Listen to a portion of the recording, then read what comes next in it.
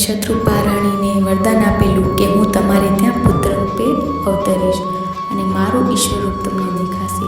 આ જ વચનને સત્ય કરવા ભગવાન ચતુર્ભુજ રૂપે પ્રગટ થયા છે. ચતુર્ભુજ નારાયણના દર્શન કરી કૌશલ્યાજી પ્રાર્થના કરે છે, પણ જો કૌશલ્યાજી આવો ને આવો ભાવ કાયમ રાખે તો બાળલીલા કેવી રીતે થાય? એટલે કૌશલ્યાજીની બુદ્ધિ બદલાય અને બોલે છે કે હે તજવું તાત પહરૂપા, હે તાત આ રૂપ છોડી દો અને બાળક બની જાઓ, મને મામા કહીને બોલાવો, મારે તો તમને બાળ સ્વરૂપે જોવા છે. એવામાં જ નારાયણનું ચતુર્ભુજ સ્વરૂપ અદૃશ્ય થઈ ગયું ને ભગવાન બાળક બની જાય છે અને બીજા બાળકોની જેમ રડવા લાગ્યા. ભગવાન બાળ સ્વરૂપ બનીને રડવા લાગ્યા.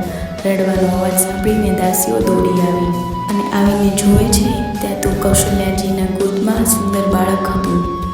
દાસી બોલી, લાલો ભયો. કંઈક ત્યાં તો કૌશલ્યાજીએ પોતાના ગળામાંથી નવલખો હાર કાઢીને દાસીને આપ્યું. દાસી કહે છે, માં મારાથી આ ના લેવાય, મને હારનો લોભ નથી, મને તો બીજો જ કોઈ લોભ છે. ત્યારે કૌશલ્યાજી કહે છે, તારા મનમાં જે હોય એ બોલી નાખ. ત્યારે દાસી કહે છે, માં મારે તો બીજું કંઈ નથી જોતું, પણ મારા રામને મારી ગોદીમાં બેસાડી રમાડવા છે. કૌશલ્યા રામજીને દાસીની ગોદમાં આપે છે.